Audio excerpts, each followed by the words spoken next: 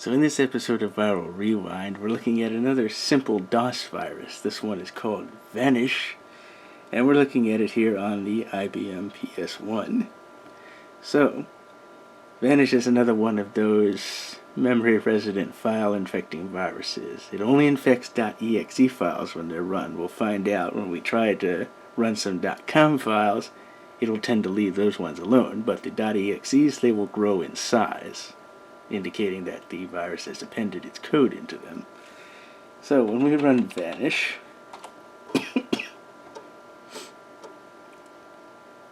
you'll see we get the little help options here for PKZIP, so obviously this is a copy of PKZIP.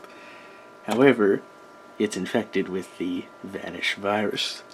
So this may have come off of something like a bulletin board service or BBS board back in the day, which is a way for users to share files and stuff and whatnot, and someone may have wanted a copy of PKZIP. Here you go, here's a copy of PKZIP. Maybe that person unknowingly had Vanish on it, or did it on purpose, who knows. But anyway, Vanish is run through PKZIP there. It's now residing in memory. It's going to run its infection routine, and any .exe files from here on will be infected. So, let's bring up our directory listing. So let's try running the NLS function program. First, let's get a size. Not very big, 6,910.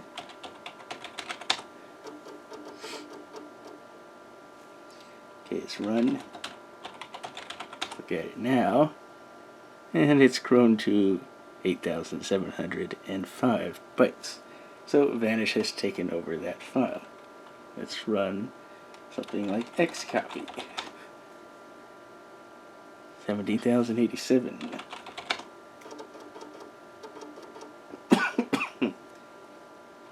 Look at xcopy again. And xcopy is now grown to 18,886 bytes. So we've infected two executables. Vanish is now part of it. So anytime we run those, Vanish will go back into memory if it isn't already there, or they will trigger its payload, which we'll get to in a little bit. So again, I said Vanish does not play with .com files. So if we look at format, it's 22,987 bytes. If we run format and look at it again, it's been untouched, same size. So Vanish has not infected that .com file. We can do another one like graphics, which is 16,733.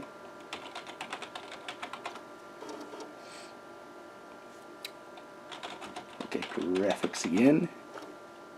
It's still the same size. So, doesn't play with .com files, plays with your .exe files.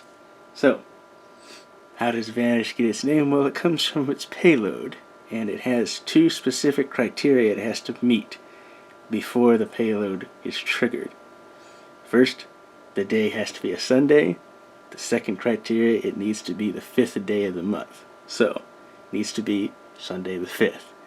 That doesn't happen often, so because of that, a virus can go undetected for quite a bit of time, and you can end up with a lot of infected .exe files. And if you're making backups, you might even have infected backups of your .exe files when you choose to restore later once you find out you've got a problem. So, when the date is the 5th, so in this case, July 5th of 1992 is a Sunday, so that both criteria are met. If we run an infected exe file, you get the Vanish payload, and this is what it's known for. What Vanish does is it takes every ASCII 2 character on the screen and rolls it back one at a time until it reaches null, and null basically is a blank space. So that's why it's called Vanish. It rolls back everything on the screen until everything vanishes. So you'll see it here, and let the payload run, and you'll see every character on the screen go away.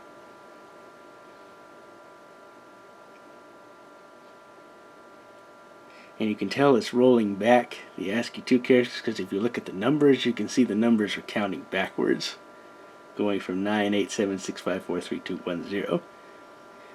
The exclamation point is the last ASCII 2 character before the blank space. So when you see the exclamation mark, that's the last thing it will show.